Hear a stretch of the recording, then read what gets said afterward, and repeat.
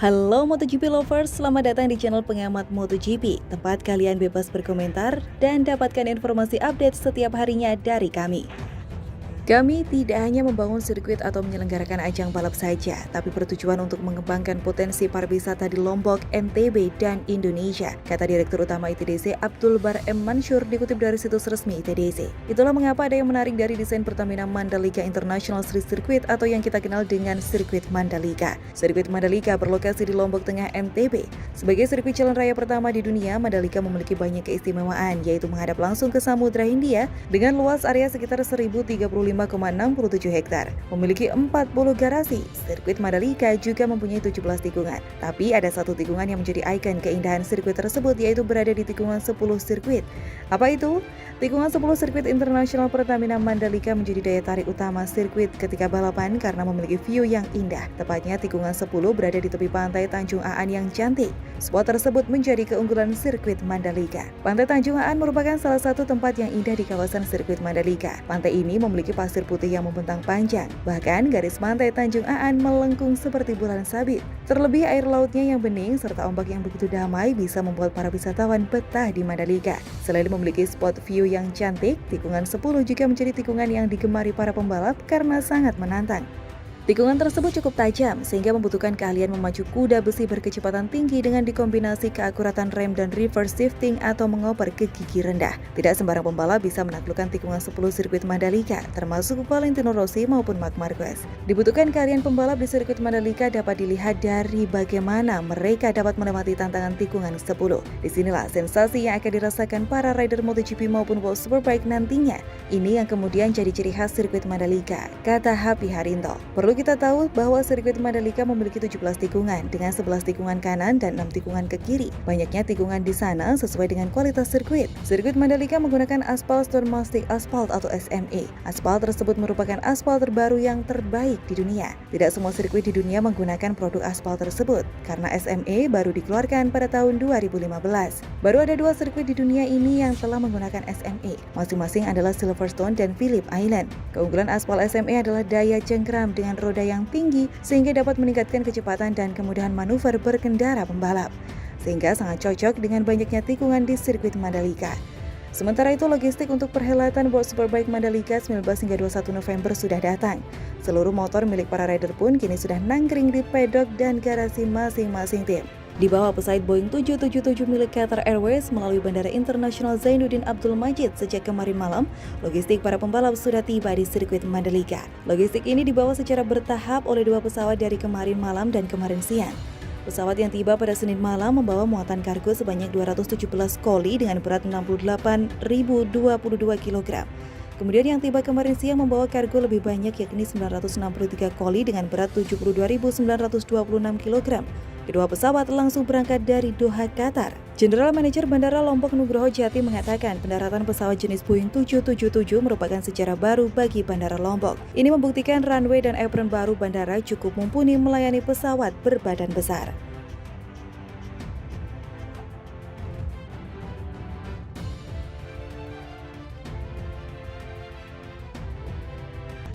Dikutip dari Kompas, Espeleta menuturkan indahnya sirkuit Mandalika. Sirkuit Mandalika adalah lintasan yang luar biasa. Pemandangan di sekitar lintasan membuat saya yakin akan banyak wisatawan yang akan datang.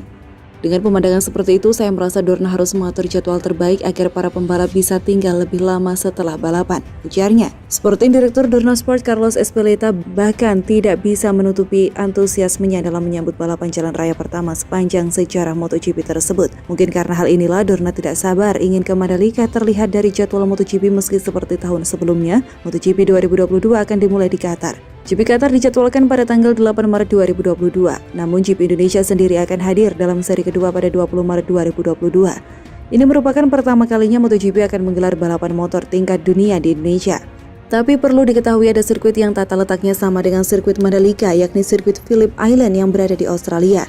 Sebelum masuk ke informasi, Indonesia patut berbangga dengan kehadiran sirkuit Mandalika karena sebentar lagi sirkuit Mandalika yang berada di Lombok Tengah, Nusa Tenggara Barat itu akan menjadi tuan rumah ajang balapan paling terkenal di dunia, yakni MotoGP pada 2022.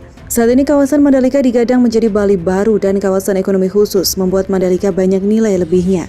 Selain dapat menikmati ajang balap motor bertaraf internasional, kita juga bisa menikmati tempat wisata yang ada di sekitarnya. Mulai dari Bukit Merese, Pantai Tanjung Aan, Pantai Seger, Pantai Kuta Mandalika, Pantai Gerubuk, hingga berkunjung ke Desa Adat Sade dan Desa Adat Ende. Seperti halnya Mandalika, sirkuit yang berada di Australia, yakni Phillip Island, juga berada dekat dengan bibir pantai. Sirkuit Phillip Island terletak di Pulau Phillip, Victoria, Australia, tepatnya di 381 Back Beach Road. Sirkuit yang satu ini telah dibuka sejak 2018 dan mempunyai pemandangan yang sangat indah. Sirkuit dengan nama panjang Sirkuit Grand Prix Phillip Island ini dimiliki oleh Eileen Fox dan menjadi sirkuit menantang bagi para pembalap yang handal maupun yang kurang mahir. Jam kunjung yang biasa disukai adalah jam-jam sekitar pukul 4 sore karena hamparan pemandangan laut terlihat keren dan mempesona. Namun sangat disayangkan sirkuit Phillip Island terancam tidak bisa menggelar balapan MotoGP maupun balapan skala internasional lainnya. Mengapa? Selain kehadiran sirkuit baru seperti sirkuit Mandalika yang ada di Indonesia, sirkuit Phillip Island juga mempunyai kekurangan lainnya. Apakah itu? Pada dasarnya ini sudah jadi kritikan sejak lama namun tidak terlalu digubris, yaitu fasilitas di sirkuit Phillip Island dianggap masih kurang dibanding sirkuit lainnya. Phillip Island punya pit lane dan kompleks pedok yang cukup kecil, area parkir yang masih di padang rumput, dan akses ke pedok melewati jalan terbatas di atas tanah.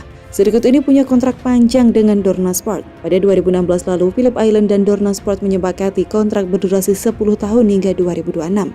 Namun kini lisensi sirkuit Grade A dari FIM akan habis di akhir tahun ini. Jika tidak bisa memperbaiki fasilitas dan gagal mendapat perpanjangan lisensi Grade A FIM, Phillip Island tidak bisa menggelar MotoGP. Selain faktor kehadiran sirkuit baru dan fasilitas kurang, larangan masuk ke Australia juga akan mempersulit homologasi sirkuit ini. Tentu, pengelola sirkuit harus segera bekerja keras mengupgrade fasilitas sirkuit. Namun Phillip Island masuk dalam jadwal sementara MotoGP 2022 pada tanggal 16 Oktober mendatang.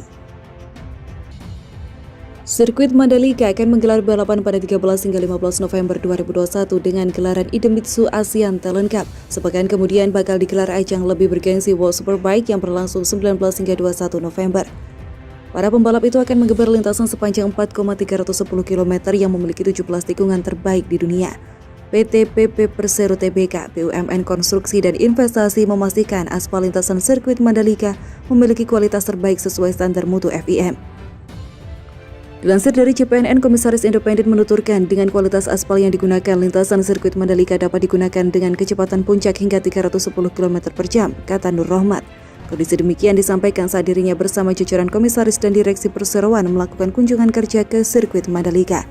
PT PP menggunakan campuran aspal khusus yang digunakan untuk sirkuit balap, yaitu Stone Mastic Aspal atau SMA. Keunggulan aspal SMA salah satunya adalah daya cengkram dengan roda yang tinggi sehingga dapat meningkatkan kecepatan dan kemudahan manuver berkendara untuk pembalap.